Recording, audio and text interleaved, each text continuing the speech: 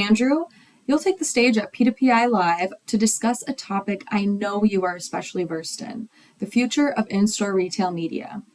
We know much of the industry is still catching up to retail's latest megatrend, the digitization of the physical store. So briefly, what is the current standing of in-store retail media in terms of spend in the advertising universe? Yeah, well, first, in-store retail media is certainly a hot topic, and there's an incredible amount of excitement, enthusiasm, and finally some investment in the channel. But it's still a pretty small advertising market, just a few hundred million, and in fact, just 0.1% of total ad spend. Now, I firmly believe that as we fast forward a decade into the future, that this is an industry that's tens of billions of dollars. So it's a significant opportunity for retailers, but also for brands. So I think that's where the excitement comes from. And briefly, if 2024 was the year that digital screens began to proliferate in stores, then what should 2025 be? Yeah, well, my business partner, Keith Bryan, who also was the former president of Best Buy Ads, likes to say that retailers are media companies in denial. I think 2025 is the year that retailers finally start to come out of denial. And what does that mean? I think it means wrestling with the tension between bringing advertising into the store and the customer experience and figuring that out. I think it's about making physical retail more experiential, and also getting more serious about measurement, because we're at the beginning stages of the formation of a really new and exciting ad market. And measurement is the foundation of every major advertising market that's existed.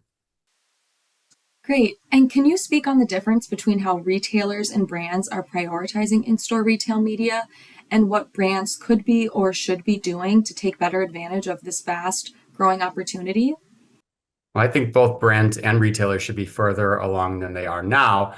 But I would say retailers have really gotten conviction about the channel and have started to invest in it in a significant way in the last year or so.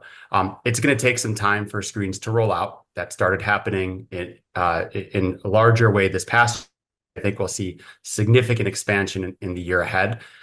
Brands still have a lot to do to invest more in the channel. And I think it really is about reconfiguring their organizations, because right now they don't necessarily have people exclusively focused on in-store as a channel. They don't have carve-outs in their budgets for in-store media. So they're usually just scrapping and clawing a few dollars here and there from experimental ad budgets. So I just think they need to get more serious about the channel and have a place that it fits in the organization. And when that happens, the investment will come. And finally, what are you most excited about or intrigued by looking ahead to 2025 in terms of in-store, retail media, or any other industry trend that's really piqued your interest? I'm excited to see what advertising can actually do to elevate the store experience. We often think that advertising is something that might detract from a store experience or any other experience.